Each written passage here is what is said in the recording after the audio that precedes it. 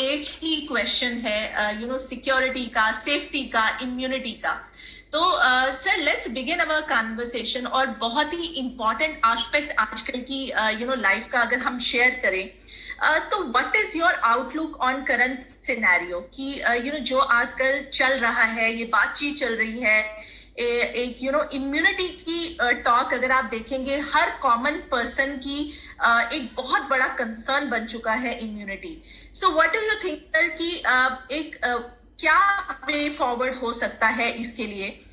एक आम इंसान जो कि है बच्चे से लेकर बुजुर्ग तक, और हर मैं कहूंगी कि एज ग्रुप में ऐसी क्या चीजें हैं जो कि हम कर सकते हैं इंश्योर करने के लिए कि हमारी इम्यूनिटी इंटैक्ट हो और हमारी फैमिली की इम्यूनिटी इंटैक्ट हो? So sir, over to you. Thank you Shefali ma'am, thank you Siddharth, and I thank Amway corporation कि उन्होंने इतना अच्छा प्रोग्राम ऑर्गेनाइज करा। नहीं तो अक्सर मैं सिर्फ कुछ लोगों के बीच में ही बात किया करता था, और आज बहुत सारे लोग इस प्लेटफॉर्म पे हैं, और मुझे खुशी होगी कि बहुत सारे लोग बेनिफिटेड होंगे इस प्रोग्राम से, और कुछ लोगों की लाइफ डेफिनेटली चेंज होगी आज के इस सेशन से। और मैं सबसे पहले लोगों से ये रिक्वेस्ट करूंगा कि आज तक दुनिया भर की जो भी उन्होंने नॉलेज गेन करी है, चाहे वो अखबार से, मीडिया से, किसी भी XYZ डॉक्टर से, या किसी भी न्यूट्रिशनिस्ट से या डाइटिशियन से, उसे आप पहले एक तरफ रख दें, क्योंकि कुछ खाली करेंगे तभी मैं उसमें कुछ भर पाऊंगा। तो सबसे पहले जो भरा हुआ है उसे निकाल दें, ठीक है, आंख बंद करके, और फिर उसके बाद खाली दिमाग के साथ बैठ जाइए, क्योंकि मैं बहुत कुछ भरने वाला हूँ, और वो नया डेटा आपके दिमाग को, और मैं जितनी भी बातें करूंगा ये सब Haywards, nutrition journals, American publications में ऑलरेडी पब्लिश हो चुकी है, और आप गूगल आउट भी कर सकते हैं, क्योंकि आजकल हर आदमी गूगल आउट करता है ना। इम्यूनिटी भी लोगों ने गूगल आउट करी, लोगों के पास क्या है, बहुत सारा कुछ आ जाता है। जब आप गूगल पे इम्यूनिटी लिखते हैं तो अच्छा भी मिलता है, बुरा भी मिलता है, कंफ्यूजिंग भी मिलता है, और सब कुछ मिल जाता है। तो आप ना अल्टीमेटली कंफ्यूज होकर के एक्सपेरिमेंट्स करने स्टार्ट कर देते हो, हर चीज अप्लाई करते हो, आज ये करा, कल वो करा, और किसी चीज, बेनिफिशियल चीज तक शायद नहीं पहुंच पाते, ठीक है। तो मैं चाहूंगा कि आज चीजें सिंप्लीफाइड हो, हम लोग सिर्फ पॉजिटिव चीजें लें और अच्छी चीजें लेकर के जाएं। मेरा इंट्रोडक्शन आपने कर ही दिया। MCH कार्डियक सर्जन हूं मैं। सबसे बड़ी डिग्री होती है मेडिकल प्रोफेशन की। इसके अलावा मेरी अपनी जिम है। I am very fitness freak, मैं बैडमिंटन खेलता हूं, और मैं न्यूट्रिशन और हेल्थ की जो ये वेलनेस इंडस्ट्री है, थैंक्स टू माय वाइफ कविता, जिसकी वजह से मैं पिछले 5 सालों से इस हेल्थ वेलनेस की इंडस्ट्री से एसोसिएटेड हूं। और डॉक्टर होते हुए मैं इस चीज को लेकर के थोड़ा सा अवेयर हुआ, और मैंने चीजें जानी, क्योंकि क्या है कि एज अ डॉक्टर हमारी स्टडी हमेशा सिर्फ बीमारी, उसका सिम्टम, उसके सिम्टम्स को ट्रीट करना, यही चलता रहता है।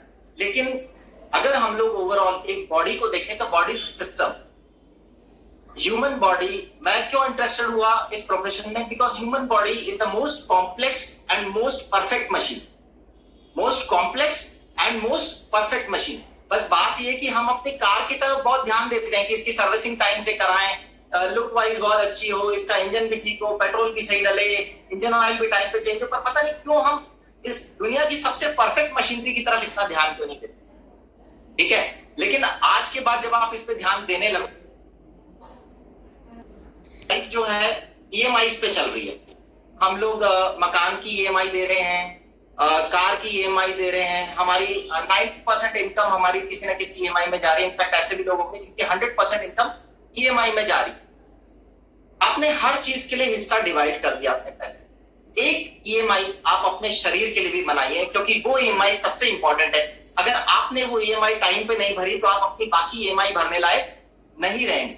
ऐसा मैं इसलिए बोल रहा हूं क्योंकि मैं ऐसे पेशेंट्स में डील करता हूं जो लास्ट टर्चरी सेंटर पे आते हैं, ऐसी कंडीशन में होते हैं जहां वो घर के इकलौते आदमी होते हैं, पूरा परिवार उन पे पल रहा होता है, और सडनली वो आदमी क्रैश कर जाता है और घर बिखर जाता है।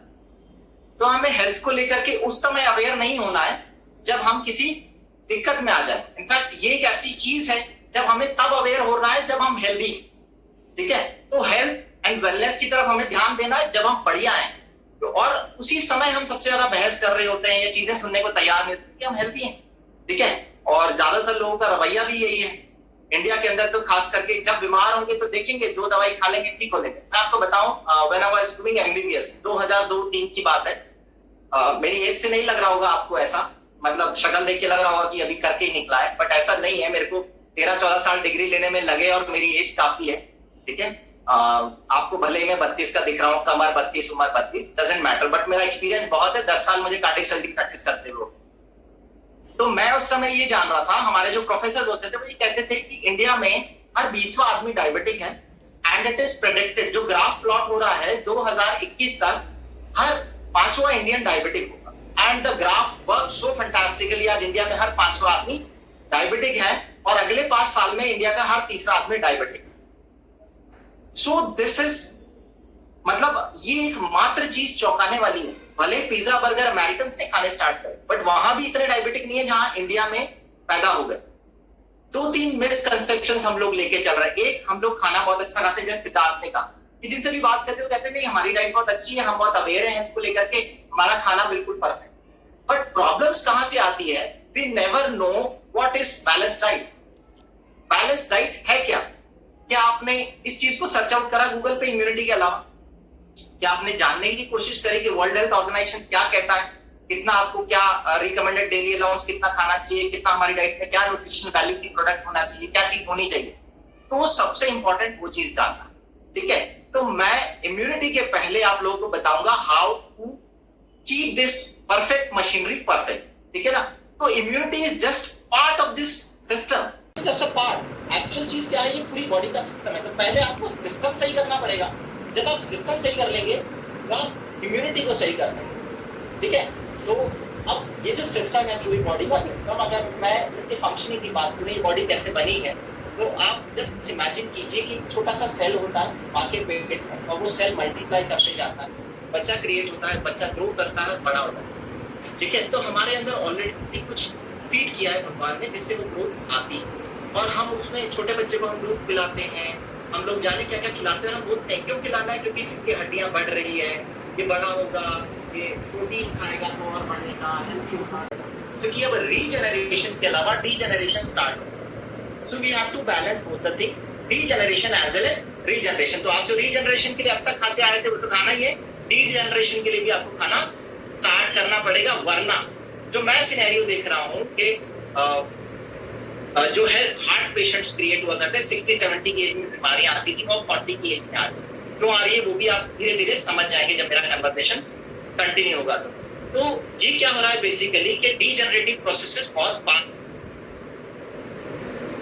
फास्ट हो गए आज की डेट में। मे भी आप अपने खाने को मान लीजिए कि हमारे खाना नहीं बनता, या यूं कह लो कि हम लोग प्रिजर्व फूड बहुत आने लग गए, पैकेज फूड बहुत आने लग गए, एनवायरमेंटल पोल्यूशन का लेवल बढ़ गया है, दवाइयों का छिड़काव, कुछ भी मान लो। तो क्या हो गया हमारे खाने में और हमारे एनवायरनमेंट में स्ट्रेस फैक्टर्स बहुत बढ़ गए। पिछले 10 सालों में ऑक्सीडेटिव स्ट्रेस का लेवल हमारी बॉडी पे 1 लाख गुना बढ़ गया। हमें अगर किसी को ये कहूं कि तुम 1 रोटी खाते थे पिछले 10 साल पहले, तो आज 1 लाख रोटी खाना स्टार्ट कर दो, विल नॉट बी पॉसिबल। आपका स्ट्रेस लेवल या एनवायरमेंटल लेवल जो है स्ट्रेस का, वो तो 1 लाख गुना बढ़ गया। But what you are doing in your diet, क्या आपने अपने खाने को उतने गुना बढ़ा दिया? That's not possible practically. आप इतनी क्वांटिटी में खाना खा ही नहीं सकते। और इनफैक्ट अगर आप 20 साल पहले और अभी की डाइट देखो तो लोग 10-10 रोटी खाते थे और हम लोग 2 रोटी खाते। तो हमको उसमें से एक्सट्रैक्ट आउट भी करना है, हम खाने में से क्या चाहते हैं। अगर मैं मैक्रोन्यूट्रिएंट्स की बात करूं तो हमारी बॉडी बनी है protein, fat and carbohydrate. Carbohydrate, fat हमें एनर्जी देते हैं, बट मैं अगर पूरे स्ट्रक्चर की बात करूं, मेरी स्किन की बात करूं, मेरे बोन्स की बात करूं, मेरे हेयर्स की बात करूं, दे आर ऑल प्रोटीन। तो मेरी डाइट में मुझे रीजनरेट करने के लिए सबसे पहले प्रोटीन की इंपॉर्टेंस समझनी पड़ेगी, और मुझे समझना पड़ेगा कि WHO ये कहता है कि आप 1 ग्राम पर केजी बॉडी वेट प्रोटीन रोज लीजिए। ये रिकमेंडेड है एक एवरेज आदमी के लिए। जो आदमी एथलीट है उसके लिए क्वांटिटी डबल हो जाती है, प्रेग्नेंट फीमेल के लिए 1.5 गुना हो जाती है, ग्रोइंग बच्चे के लिए 1.5 गुना होता है। तो एवरेज 60 से 70 ग्राम प्रोटीन हम लोग को रोज चाहिए। बट अगर मैं अपनी डाइट कैलकुलेट करूं, मैं किसी भी आदमी से ये पूछता हूं क्या आपने अपनी डाइट कभी कैलकुलेट करी है? गो on Google, find a protein calculator और अपनी डाइट कुछ में डालिए एंड कैलकुलेट योर प्रोटीन। तो जब आप उसमें डालोगे, आप अगर दिन भर में 6 रोटी खाते हो तो 2 ग्राम पर रोटी के हिसाब से आपको 12 ग्राम प्रोटीन मिल जाएगा।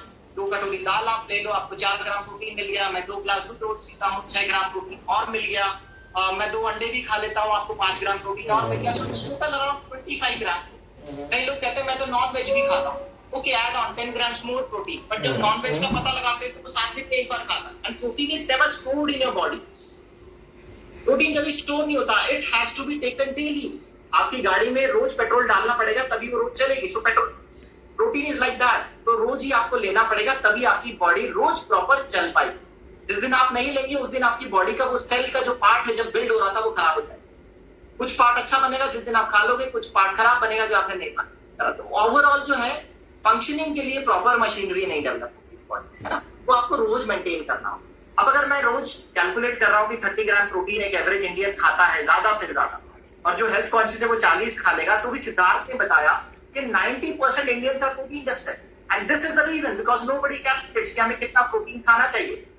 सो what we need to do is, पहले तो हमारे सोर्सेज में प्रोटीन की डाइट को हम लोग बढ़ाएं, और उसके बाद अगर हमारी डाइट का हमने जो डेफिसिट कैलकुलेट करा है, we go for a very good supplement, add on कीजिए अपनी डाइट में। I have been adding from past 4 years, ठीक है, जब से मुझे ये समझ में आने लगा, और उम्मीद करता हूं आपको भी समझ में आने लगा। So add on a supplement to balance your diet. हम लोग डाइट बैलेंस कर रहे हैं, so we are bridging the gap. जब आप ये गैप ब्रिज कर दोगे, वो 20 ग्राम्स हो सकता है, 30 ग्राम्स हो सकता है, and go for a protein which is 100% absorbable, which is 100% digestible, and which contains all amino acids. Because मैं जब प्रोटीन की बात कर रहा हूँ, it is split into many amino acids. तो वो पूरे अमीनो एसिड्स उसमें होने चाहिए, otherwise it's a useless protein. क्योंकि एक अमीनो एसिड भी मिस हो गया तो आपकी बॉडी में एंटीबॉडी नहीं बनने वाली, ठीक है, और जब एंटीबॉडी नहीं बनेगी क्या होगा, आपकी बॉडी में फाइटिंग मैकेनिज्म पुअर हो जाएगा। मैं बेसिकली इम्यूनिटी पे पहुंचना चाह रहा हूं, बट मैं चाहता हूं कि आप उसे प्रॉपर्ली समझें।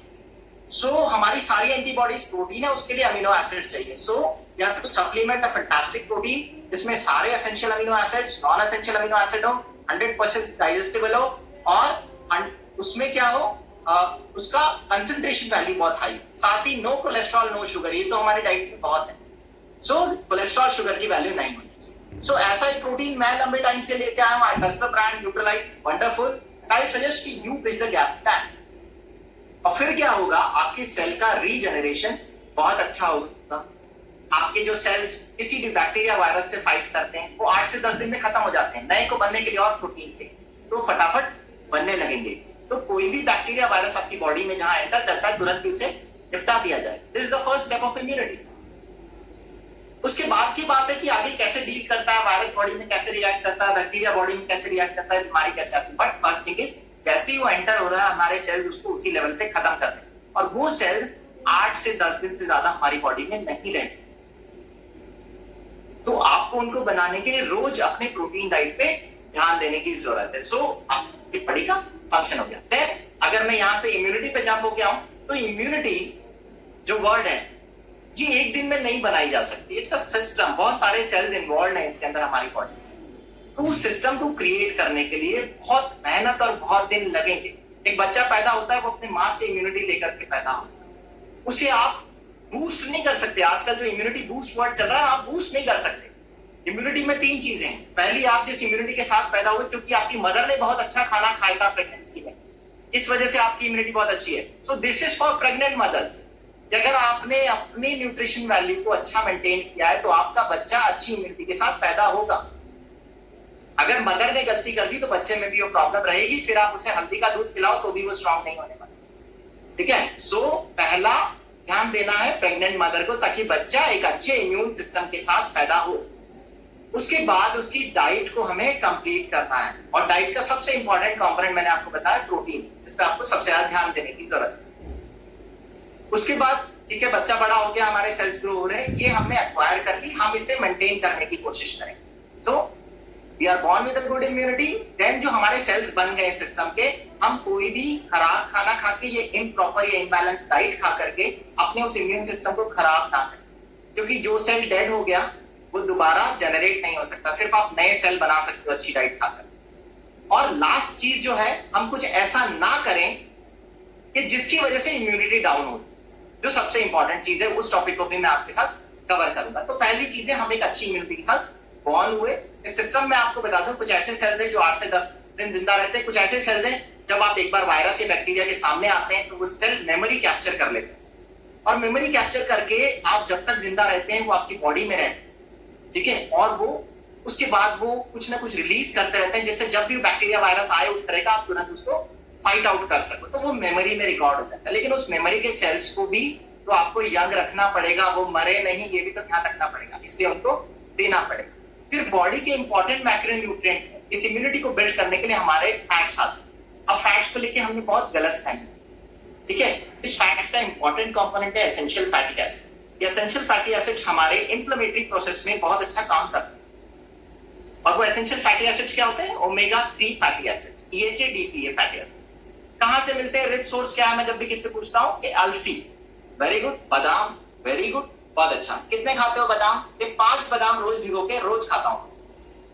तो 5 बादाम आप रोज भिगो के खा रहे हो तो उससे आपका मन खुश हो सकता है, लेकिन तन खुश नहीं होने वाला, क्योंकि जितना ओमेगा 3 आपको रोज चाहिए उसके लिए आपको एटलीस्ट 100 बादाम तो रोज खानी पड़ेगी। और आपको इतनी अलसी खानी पड़ेगी कि आपको उल्टियां होने लग जाए और कब्जी हो जाए।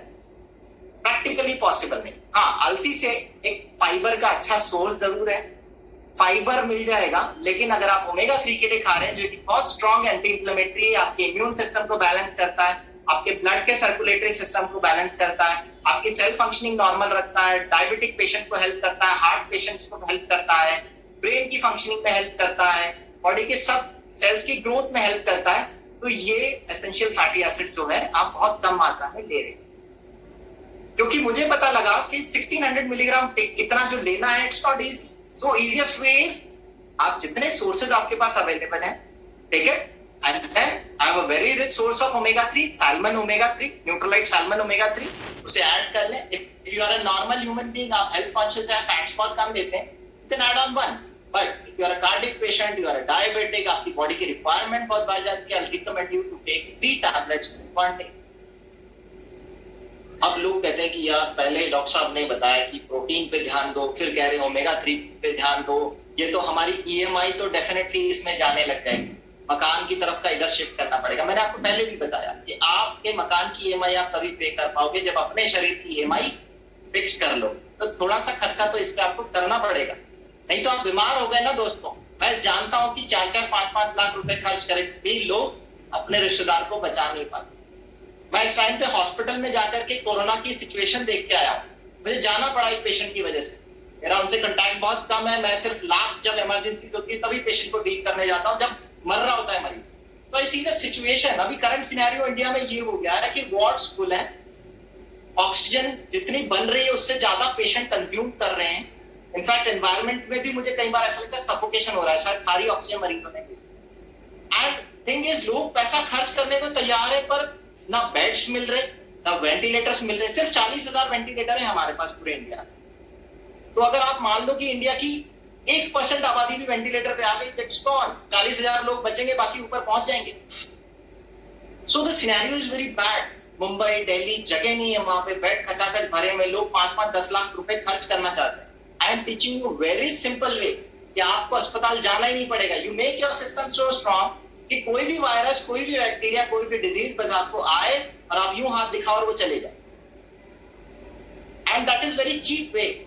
आप बहुत सस्ता तरीका है वो। आप हमेशा ही हेल्दी रहो, अपने बॉडी को सही रखो, आप डाइट सप्लीमेंट ऐड ऑन करके बॉडी को बैलेंस कर लो, तो आपको डरने की जरूरत नहीं। मैंने दोनों तरह के कोरोना पेशेंट ट्रीट करे, वो जो क्रिटिकल हो गए अस्पताल में भर्ती, जिन्होंने मेरी नहीं सुनी और वो मर गए, और ऐसे भी मरीज हैं मेरे पास जो 80-80 साल के, जिन्होंने घर पे आराम किया। मैंने उनको कुछ सप्लीमेंटेशन बताया, डाइट बैलेंस करी, कुछ हल्की फुल्की 1-2 गोलियां दी एलोपैथी की, and they are fit and fine, they recovered with COVID. क्योंकि बेसिकली आपका फाइटिंग मैकेनिज्म, जो आपका इम्यून सिस्टम है, मैंने उनका प्रोटीन्स के लेवल्स को बैलेंस करवाया। I added 40 grams to 50 grams of protein per day, omega 3। और इसके बाद में और बताऊंगा हम लोग क्या ऐड ऑन कर सकते हैं जिसके हमारा इम्यून सिस्टम और स्ट्रॉन्ग हो सके। ठीक है, नाउ हमने ठीक है इम्यून सिस्टम को बैलेंस करने की बात करी, हमने कुछ स्टार्ट भी कर दिया, हमने ऐड ऑन किया, हमारी डाइट हमारी बैलेंस कर दी। इसके बाद हम लोग आते हैं कि हमारे इम्यून सिस्टम को हम लोग कम,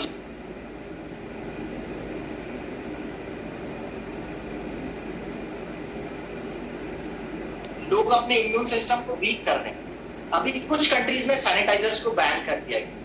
क्यों बैन कर दिया गया? आप लोग बार बार एक फॉल्स फीलिंग में सैनिटाइजर हाथ में लगाते हो। सैनिटाइजर जब आप हॉस्पिटल जा रहे हो, किसी ऐसी जगह जा रहे हो जहां आपको सोप अवेलेबल नहीं है, इट्स वेरी गुड। लेकिन आप जब बार बार सैनिटाइजर लगा लो, अल्कोहल, आप उसको सूंघते हो, आप उससे खाना खा लेते हो, it makes your cells weak, आपके इम्यून सिस्टम को वीक करता है। इसलिए बहुत सारी कंट्रीज ने बैन कर दिया। So first reason is sanitiser.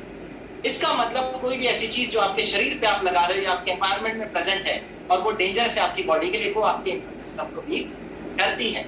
It may be the cleaning agents at your home.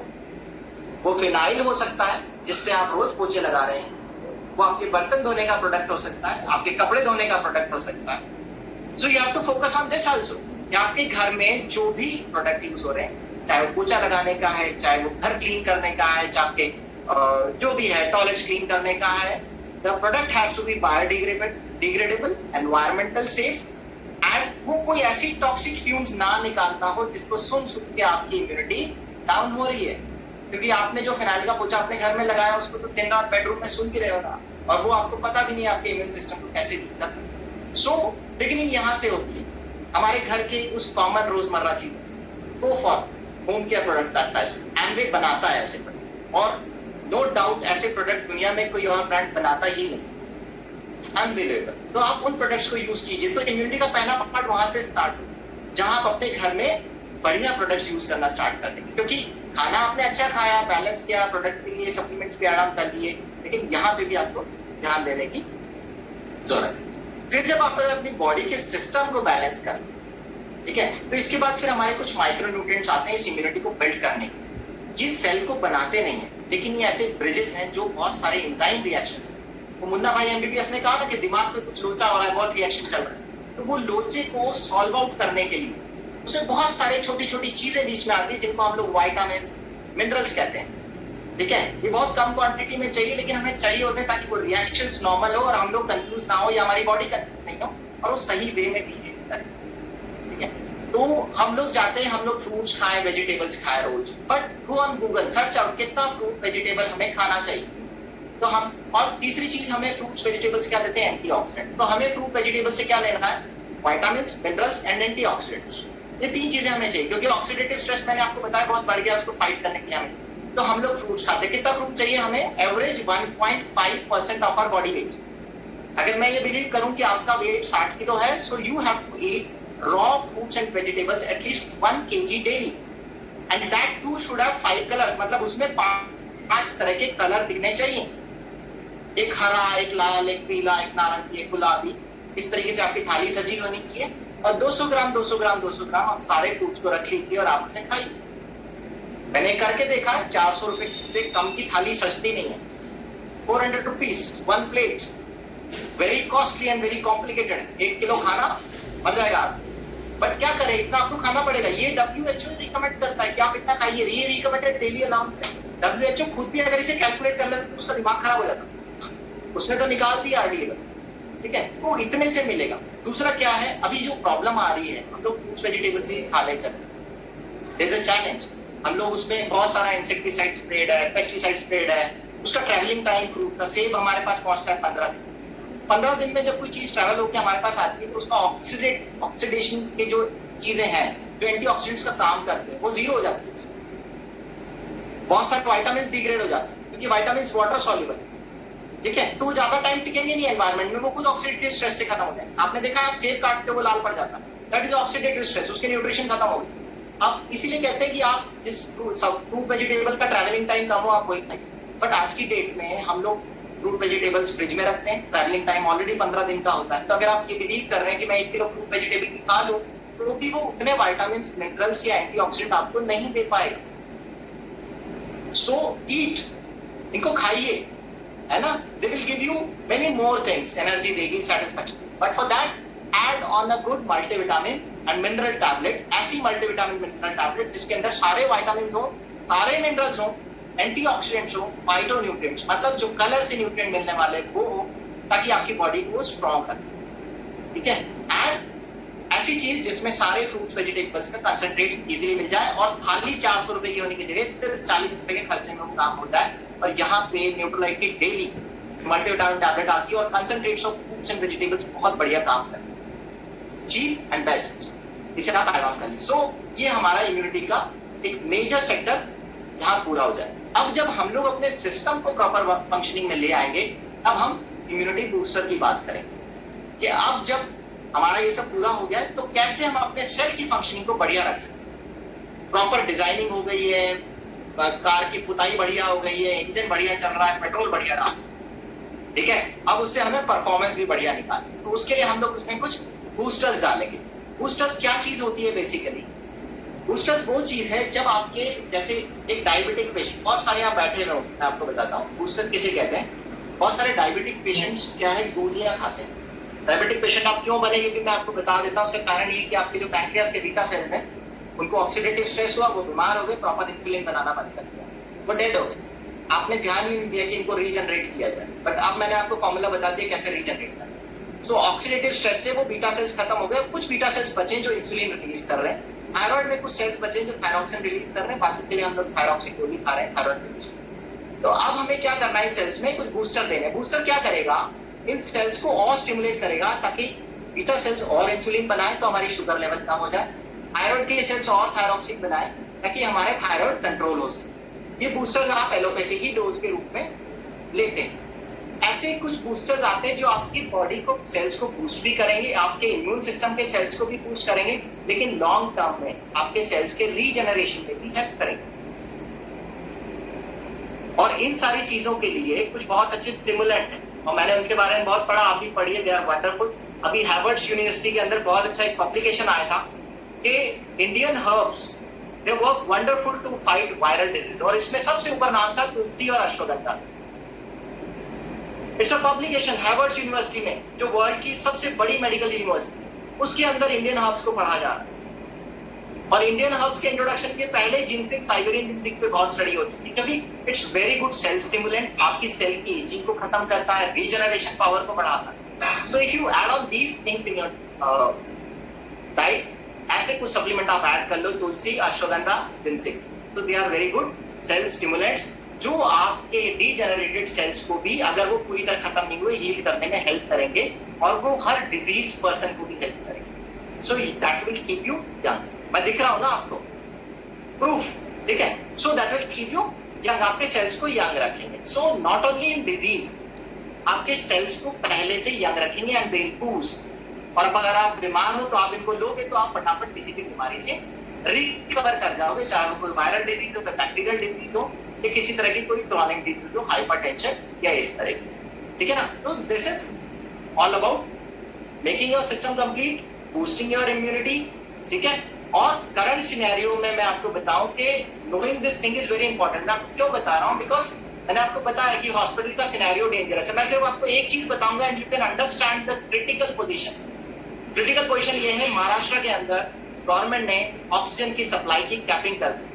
आप किसी भी मरीज को 12 लीटर से ज्यादा के ऑक्सीजन का फ्लो नहीं दे सकते, चाहे वो कितनी भी क्रिटिकल कंडीशन में हो। सो यू कैन बिलीव कि मरीज अगर मरने की कंडीशन में है तो भी गवर्नमेंट ने ऑक्सीजन पे कैपिंग कर दी। तो आप जो अभी तक बीमार नहीं हुए और हो सकता है आप आगे आने वाले टाइम पे बीमार हो, तो आपके लिए ऑक्सीजन अवेलेबल नहीं हो हॉस्पिटल के अंदर, फिर वहां आप ही की बॉडी आपके लिए काम आएगी। दिस इज डेंजरस सिनेरियो, तो आपको उससे बचना है। हमारे शुरू में 2 महीने लॉकडाउन लगा था, जब ये वायरस से सिर्फ 2 मरीज थे। इंडिया में आज बहुत मरीज हैं, बहुत लोग मर रहे हैं, कईयों का डेटा अब तक पहुंच रहा है, कईयों का डेटा अब तक नहीं पहुंच रहा, लेकिन बहुत लोग मर रहे हैं यहाँ, और उसमें यंग लोग भी हैं, एजेड लोग भी हैं। ऐसा नहीं है कि सिर्फ 60-70 साल के लोग मर रहे हैं, बहुत सारे 30-35 साल के लोगों की भी डेथ उसमें हो रही है। तो जब सिनेरियो बहुत अच्छा था तब भी डेथ्स हो रही थी, अब तो बहुत बुरा हो।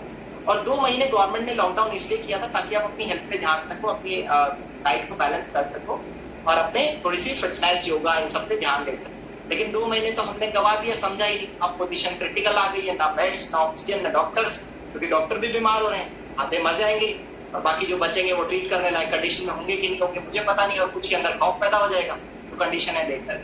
तो scenario is going to be very dangerous, ठीक है? तो इसलिए मैं आपको बोल रहा हूँ कि use this things. Okay Siddharth, this was immunity part and अपना जो भी है आज का जो सिनेरियो है और हम कैसे अपनी बॉडी के बेसिक स्ट्रक्चर और इम्यून सिस्टम पे ध्यान दे सकते हैं उसके बारे में मैंने बताया।